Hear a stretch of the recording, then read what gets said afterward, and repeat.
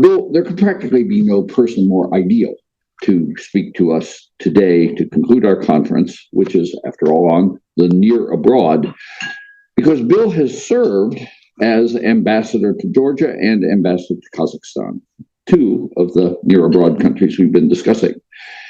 He's currently an adjunct senior fellow at the RAND Corporation and professor of policy analysis at the RAND Graduate Institute, which was the principal alternative for me to Harvard as the locus of my last degrees.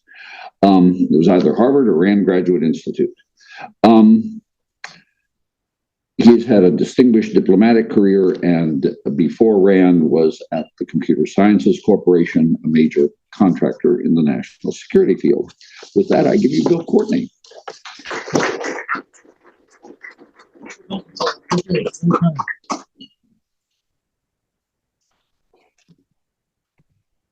they say that what goes around comes around in Washington. Phil and I have gone around and come around quite a few times. So I'm actually going to talk mostly about U.S.-Russian relations, but then at the end of it, I'll talk a little bit more about the near abroad. So let's imagine that we were alive 40 years ago, now, 40 years ago, and we're paying attention to the Soviet Union. Now, many of us in here were alive then. Some of us were not there. But that is the time in Russia's relations with the West, which is the closest to what exists today. In between, relations have generally been better between Russia and the West. But we are now in the same situation pretty closely with what happened at the end of the Brezhnev era in the Soviet Union. And so let me go through several different aspects of those relations between then and now, and then try to draw a couple of conclusions. So one, and this will come through, in our strategy in the early 80s, and this is mostly the late Carter and then, let's say late 70s, late Carter and then the first Reagan term. Our strategy was essentially to raise the cost to the Soviet Union of misbehavior. But we did not have an end goal. We didn't know what would happen. We had no idea how things would come out. But we thought the right thing to do was just to raise the cost. So today, when you read the newspapers, you see a lot of critics say, well, what's our end goal in Ukraine? Well, we were not able in those days to come up with an end goal. We didn't know. And specifically, we did not realize that the Brezhnev leadership would be succeeded by a liberalizing leadership under Mikhail Gorbachev, in which then we were able to get things done that we could not do before. So I've given you the punchline, but let's go through the specific aspects. One, invading a neighbor. In 1979, the Soviets invaded Afghanistan. And of course, now the Russians invaded Ukraine. What did the U.S. do with Afghanistan? Well, we decided to raise the cost to the Soviet Union, so we started aiding the Mujahideen with some help from Saudi Arabia and others. That war became a stalemate for the Soviet Union for a decade. Halfway through that period, we decided to up the ante. We began providing Stinger anti-aircraft missiles to the Mujahideen, and that enabled them to essentially blow out of the sky Soviet helicopters and also Soviet fixed-wing aircraft. It was a big help. So we escalated, if you will. We took the risk of escalating, even though Soviet Union was a nuclear power. Today, you see the Biden administration has been very careful, not wanting to aggravate the situation, and increasing the quality and quantity of weaponry. Most recently now, of course, the long-range strikes from ATACMS, and also anti-personnel landmines, which is another new development. So what we did then was we raised the cost, and what we've been doing now with Ukraine is raising the cost. Maybe fast enough, maybe not. History will judge. The Soviets then also threatened another neighbor, Poland. Poland had the Solidarity Free Trade Union, which was the strongest organized force for more democratic, more non-communist rule in the Soviet Eastern Europe, the Warsaw Pact countries. So as now you know, we had a large covert program to help solidarity. We provided Xerox machines, VHS machines, remember those? VHS cassettes, so that solidarity can communicate around Poland to make this a countrywide rebellion. We did some other things. And who did we work with on some of this? The Polish Pope, who was a tremendous asset. Soviets thought that the idea of a Polish Pope at that time in history was a CIA trick. I mean, literally, the Soviets thought that was a CIA thing, but it turned out to be fortunate. So now we see the Russians, in addition to invading Ukraine, also threatening other neighbors, although not quite as important as Poland, but Georgia right now is one of those in the crosshairs. A third thing that's the same then and now. The Soviets started in the mid-1970s deploying secretly an SS-20 missile against Europe and also against Japan. Recent years, the Russians started secretly deploying another missile called 9M729 against Europe. And that deployment violated the Intermediate Range Nuclear Forces Treaty. So the United States, with approval of our NATO allies, we pulled out of that treaty because of the Russian violation. But the same technique as the Soviets. We were worried then about a heavy missile called the SS-18, how large and how accurate it was, that it might pose a counterforce possibility of taking out our nuclear forces, particularly our missile-based, bomber-based nuclear forces. And so Reagan came in with a strategic military buildup to deal with that. That was controversial at the time. And then NATO came up with the idea, it's called dual track decision, to deploy intermediate range nuclear forces against that secret SS-20. Both of those actions caused the largest demonstrations in the streets in the United States that I think I can remember. So in Europe, demonstrations were against the NATO deployment of those missiles, and the Soviets employed the propaganda line that Reagan was a nuclear cowboy who wanted to fight a nuclear war over the heads of the Europeans. And in the United States, we had the nuclear freeze movement. Again, hundreds of thousands of people demonstrating in the streets against Reagan's policy. The Soviets thought that when you have that many people in the streets, governments will fall in Europe and in the United States, because they remember what happened in Russian history when lots of people got in the streets. But in fact, didn't happen. The Soviets were frustrated that Maggie Thatcher, Helmut Kohl, and Francois Mitterrand, who were all tough on the Soviet Union, remained in power. And so, as it turned out, we did the right things in that area. There was a surge of disinformation, what the Soviets called active measures. So it's propaganda, disinformation, and subterfuge.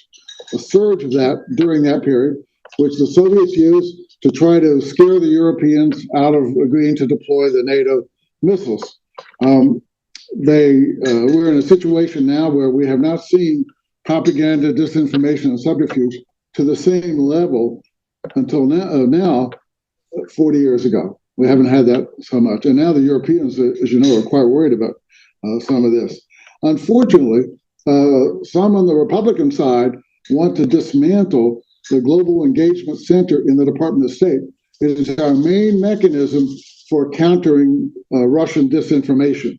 I think some Republicans think that somehow some conservative groups are being targeted, which are not. So this issue will come up because there's a legislative sunset clause for Global Engagement Center coming up sometime of next year. So it's important that that activity continue and not to allow Russia to have free reign with its propaganda and disinformation activities. So those are kind of the main areas. One more that's more important now is sanctions. We had sanctions after the Soviets invaded Afghanistan. We boycotted the Moscow Olympics in 1980. And then we had sanctions on export of grain to the Soviet Union that Carter imposed.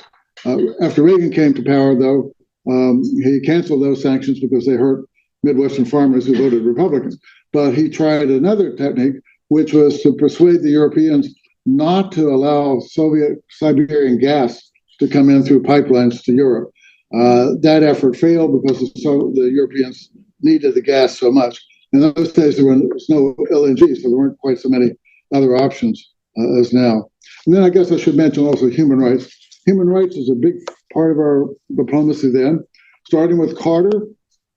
When Carter was elected, Andrei Sakharov, a famous Soviet nuclear scientist who's the most prominent dissident, wrote a letter to Carter to congratulate him. And Carter wrote a letter back. And then Sakharov published that.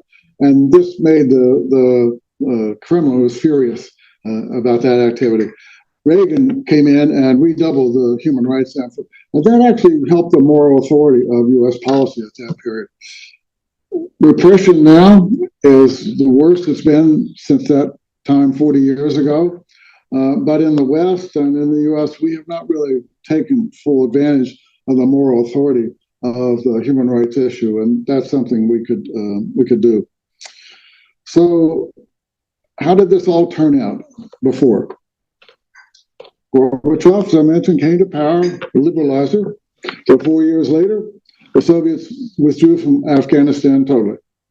Non-negotiated settlement. Some people today say, oh, all wars end in negotiations. Not true. Not true for World War II with Japan or Nazi Germany. And it wasn't true for Afghanistan. We don't know what's going to happen. A lot of experts believe that the Kremlin is under greater and greater pressure, or economic pressure. So Russians don't want to fight in a war, so they bring North Koreans in. That was one. Then in those days, NATO came together under the pressure of this SS-20 deployment and became stronger. Same thing is happening now with the war in Ukraine. NATO has not been so cohesive and so strong as before. Let's see. Oh, okay. And then, of course, we did not predict that the outcome would be that Poland would end up being a democracy and would be, the Berlin Wall would fall, actually, and be really the democratic reform and economic reform leader of all the East European area. So we supported solidarity. We didn't know how it was going to come out, but all came out well.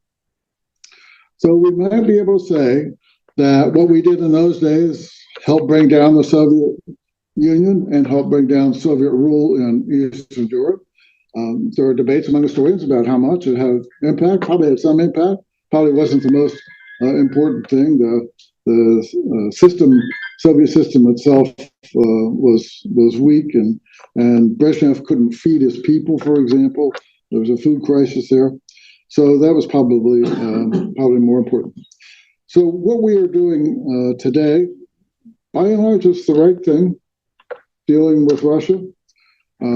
Hopefully we will sustain the pressure on Russia, but of course now with the outcome of the election, that's more uncertain than it has been for a while. Europeans are quite nervous, as you know. Often in the past, we have thought of ourselves as the tough guys and Europeans as weaker, and we have to kind of pull them along. The opposite is occurring now. The Europeans are the tough guys. They're getting stronger. They're warning the United States not to flake out, as Phil mentioned with Makarova. But we don't know how that's going to come out. But thank heaven the Europeans are as strong as they are. What does all this mean for Russia's neighbors? Well, the most important is that the Ukraine issue is sucking all the air out of the room. We have in the West, with Europe, the U.S., we have a lot less ability and interest and time to deal with other parts of the near abroad. They're having to fend for themselves to a greater extent. Kazakhstan, in some ways, is a great example because it borders, long border with Russia, but also has a long border with China. And Kazakhstan is relatively prosperous compared to the other neighbors because of oil, other energy wealth. So Kazakhstan has a foreign policy called multi-vector, which means have good relations in a number of areas, including with the West. Well, now other countries are talking about their foreign policy as multi-vector in some sense. So I'll give you the newest example is Armenia. So when the Azeris worked with the Turks using unmanned aerial vehicles, other things, they defeated the Armenians in Nagorno-Karabakh, forced them to withdraw. The Armenians discovered that the Russians were saying, well, wait a minute, we have promised to protect Armenia, but not to protect Nagorno-Karabakh. Technically, that may be true, but a lot of Armenians thought Russia would come to help. Now Armenia is in a situation where it seems to want to go west. Young people especially are oriented that way. We in the West kind of want to help, but we also don't want to raise expectations that are too high because there could be problems. Russians own a lot of the public infrastructure in Armenia, including the nuclear power plant. Russia still has a military base in Armenia. So Armenia's options are going to be constrained. And they might be more constrained now than they otherwise would because we are absorbed in the Ukraine war. But a key country to watch now is Armenia. How is it going to try to come out with a multi-vector policy where they maintain friendship with Russia, closer friends with the West, and their friendship with Iran because they ship a lot of things through Iran. So that's one. And of course, the advent of Sweden and Finland coming into, as Admiral was talking about, coming into NATO has been another phenomenon. NATO Article 5. So the NATO treaty has, as everyone was pointing out, so Article 5, attack on one really means an attack on all. Well, the alliance has discovered that's not enough. It's not enough. It's not credible enough. So after the first Russian invasion in 2014 of Ukraine, NATO decided that in addition to Article 5, there needed to be NATO force presence in some of those more exposed countries. So Poland has become not yet the new West Germany, so to speak, but Poland has become a place where I think we have over 10,000 troops in Poland doing a variety of different things. But we also have, after that first invasion, a battalion-sized formation in each of the 3 Baltic states. We have more aviation in Romania as well. When people talk about a possible negotiated solution for Ukraine involving security guarantees, even if Ukraine were in NATO, security guarantee wouldn't be enough. NATO would have to have a force presence there to be able to stop any Russian attack. So security guarantees, you read about in the newspapers, Zelensky talks about all the time. It's not an easy panacea thing. To be credible, a security guarantee has to involve enough military power that you can make good on it. Okay, that's almost out there. Welcome any comments or questions.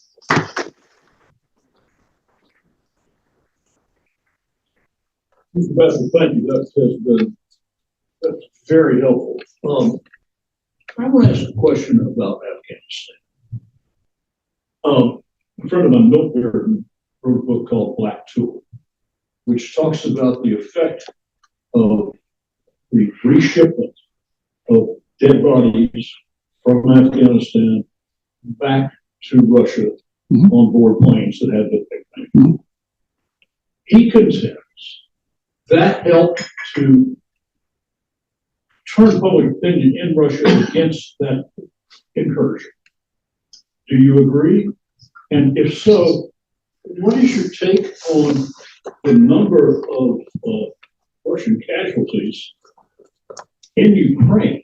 Why is there no mother's movement against that war as there was in Afghanistan? A good question. So again, the first part of my answer was, with Afghanistan, the creation of the Committee of Soldiers' Mothers really had an impact. And this is at a time in the Soviet Union when there was no independent civil society. But they organized themselves, and the Kremlin really didn't have the power to stop them. So that clearly had some impact. There was also the combination of the food crisis and the cost of the war in Afghanistan coming at the same time. As to it now, I don't know the answer to that question. The repression now may be greater in some respects. The Kremlin feels its strength and acts as though it's strong in the society in a way that the decrepit Brezhnev era leadership didn't. It is disappointing. I think now, after 3 decades, we understand that we overestimated the development of independent civil society in Russia, and we underestimated the development of independent civil society in Ukraine. Because we in the West were surprised. We didn't foresee that the Ukrainians would become so patriotic, fight so well, and we thought independent civil society of Russia would prevent them ever doing anything as evil as this war. So, sorry, I can't answer your question. Yes. Ambassador Friday, I do have a slight answer to that. So there's two parts. One is the government in Russia is still in charge. So you are forbidden to have public notice of the funeral of your loved one that has died that's coming back from the Ukraine. So traditionally you would post that, the funeral of so-and-so is at this church. So you're not allowed to let anyone else know that someone is dead in your family. The other is the reward by the government. So, and it's true, you get a fur coat. This is true. And the other thing, you get preferential treatment at this point in reference to where you live, where your apartments you're given. So you're bribed into having a better life after your son or your husband passes away. It's incredible. So there are several reasons for this. Also, the standard of living for the majority of the people whose sons went to war has improved because of the war economy. And so at this point, I mean, not be true tomorrow, but at this point, the average person is better off with the war than without the war. Yes, really excellent points. Well, Phil, and then Sure. Phil. Sorry. Well, no, let's give it first to Louise. Yes. About 6 months ago, at one of our previous conferences, I guess it was in the spring, an ambassador of one of the European states belonging to NATO said that his colleagues in other European states did not see the Ukraine war as an existential threat, that they preferred to continue to pour money into things like the climate war and migration and things like that, and that he was struggling to try and open their eyes to the really significance of the Ukraine war. What they really felt was that the U.S. should continue to pour money and armaments, etc., into Ukraine, partly so that they wouldn't have to do as much as they should. Can you comment on that?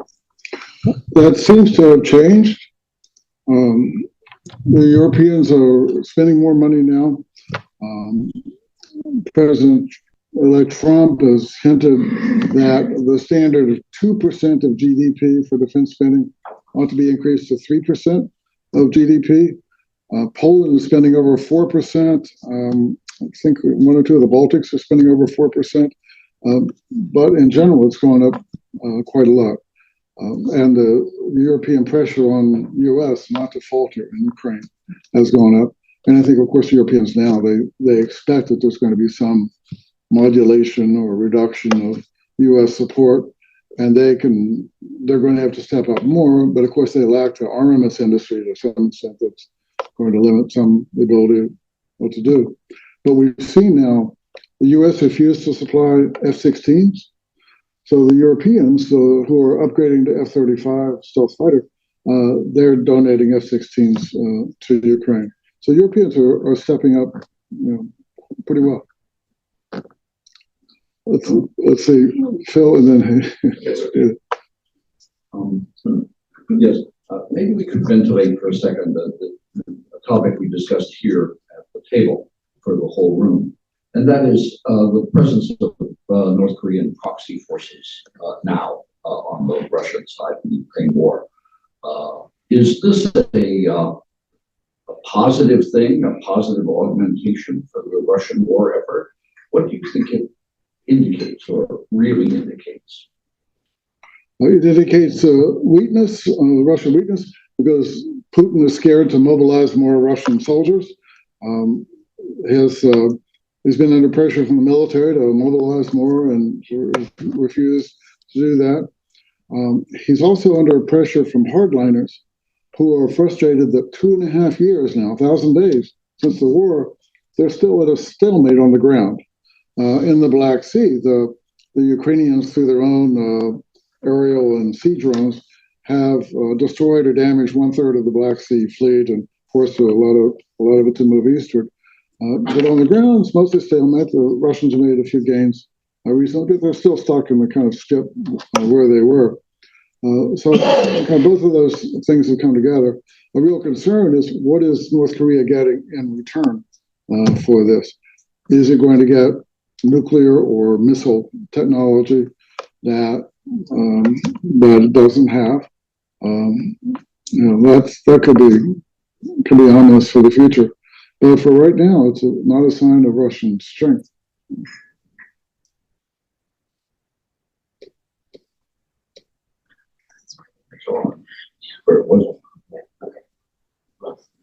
Yeah, the president has been patient. That's okay. Two observations. One is, why isn't there more unhappiness within Russia of the number of Russian war dead? And I remember distinctly when the Russian invasion began, they are deploying mobile crematoria so that they would not be, thinking back to the Vietnam song in the Vietnam era, the first kid on your block to get sent home in a box. They're not sending them home in boxes. They're sending them home in jars or whatever. They're cremating a number of their dead in the field. The other, last night after our meeting yesterday, I happened to have dinner with a senior U.S. Army officer, and I asked him about the North Koreans in Russia. How effective are they? And he said they're taking a lot of friendly fire among themselves. They're having casualties, and all of a sudden, well, they don't communicate well with the Russians because they don't speak Russian. And all of a sudden, the troops are discovering the internet. However they get it, I don't know. Is internet still functioning in Russia? If so, the North Korean soldiers have discovered two things. One, the internet, and you will not believe this, what they're fixated on the internet is pornography. Mm-hmm. Yep. And this all affects the so-called, this supposed fighting ferocity of the North Koreans, and maybe more smoke or fire. Yes, and that story does seem to be true. I've heard a lot about it. The North Koreans are apparently being put in Russian uniforms and then in controlled circumstances, and they will be used for human wave attacks, most likely, and maybe more like Iran used in the Iran-Iraq war, for example. Of course, the Russians have already done some of their own human wave attacks. For the crematoria, you're absolutely correct. Crematoria are there. It appears that some bodies are actually going back, some are cremated. They have a phrase in Russian called cargo 200. That refers to a dead body bag, or a shipment, if you will. It's cargo 200. Because, as she pointed out, the gifts to families of fallen are somewhere between $50,000 and $100,000 equivalent to, depending. The families don't don't complain quite so much, as she pointed out. But the families are apparently insisting on proper burial. And I guess in Russian Orthodox tradition, that's a normal thing. And so while they can't broadcast they can't hold a public funeral, they can't broadcast about it, the funerals, the burials are taking place. So journalists are going to cemeteries to look around to find the number of people who have been killed there. The authorities have been trying to pressure families not to have burials, just to keep it totally quiet. But families have been standing up for the most part and insisting that they're going to bury them. So, further questions? Well, let me ask a question. Bill, what is your assessment of the future what is your assessment of the future of tyranny? One of the earlier speakers said that in Russia, it's almost better to keep your head down. And, Putin is certainly demonstrating that the Navalny murder was intended as a message to the Russian people: keep your head down and don't argue with me. And he's murdering people all over the place, which is a message to the Russian people. Now, with Maidan, Polish success, and other history that we've seen in the color revolutions, tyranny doesn't seem to always prevail. But Putin and the Chinese and everybody else are putting they're banking their future on that. What do you think? So some would argue that going back to the autocracy under Russian Empire before the Soviets, but certainly under the Soviets, and especially Stalin, that people have always seen that as a survival technique. Again, as I mentioned, that we thought in the last 30 years with more liberal rule in Russia that we would see more independent civil society. But what we're seeing now in the war is exactly that. I mean, we're talking about also well-educated professionals who have the capacity to express themselves politically, but they're just hiding. We don't see business leaders, for example, coming out and protest. And because of my previous work, I knew some of those folks. They are just trying to hide, even though the destruction and the value of their business by this war has been tremendous. They seem to think it would be worse if they spoke out because they could fall out of a window or something like that. Excuse me, please, but we have a plane, so I need to step out at the very end. Thank you. Certainly. Sure. So good to see you. And I think Senator Kenny, you wanted to. Last question. Thank you so much. Thank you for this fascinating discussion. I really appreciate that. And maybe as a last question after the very, many food for thought, I was intrigued by your comparison, and I was thinking, there's one element that is I would like to have your insight on the impact of China and how you think it would. Of course, back then it was the Soviet Union that was the opponent, and their relations with China was totally different. But how do you see it now in terms of, is there anything that we can learn from 79 to now, or do you see it like totally different element or defining element? You're quite right. It's totally different because China is so much stronger now than it was in the early 1980s. Deng Xiaoping's reforms were, that was the beginning. So we see Kazakhstan, for example, being able to use China as a counterweight. But for China, it is increasingly isolated. It has come under more internal financial pressure. The party is using repression to a greater extent.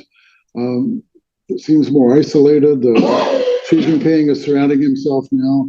This so-called standing committee are only people his acolytes, not other people. So it looks a little bit more like Putin's rule.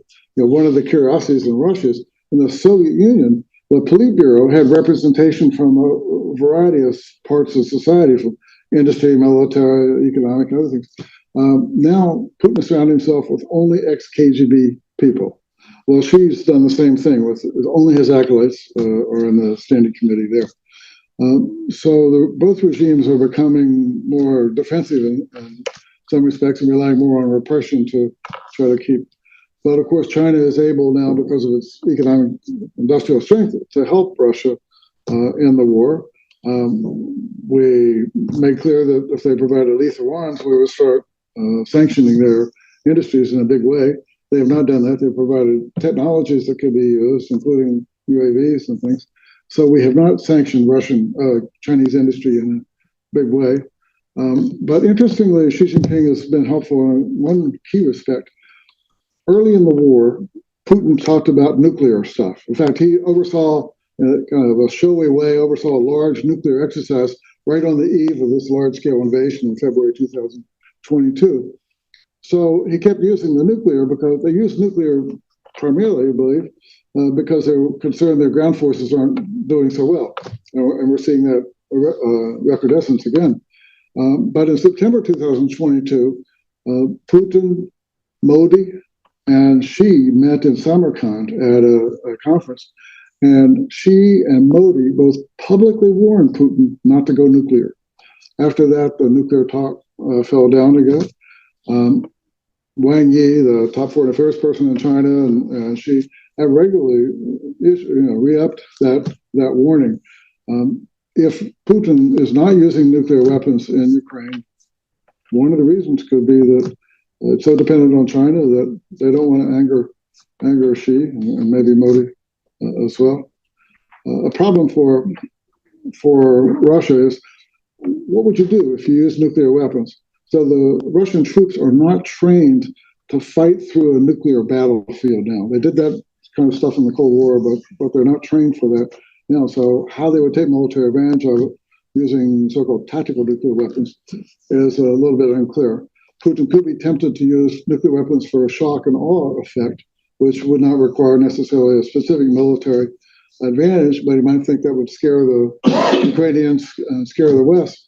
But all the way through the nuclear rhetoric, the nuclear threats, including last day or two where he's a nuclear doctrine that lowers the threshold for using nuclear weapons, it has had no noticeable impact on Ukraine's willingness to fight, and it has had no noticeable impact on the West's willingness to support Ukraine in the fight.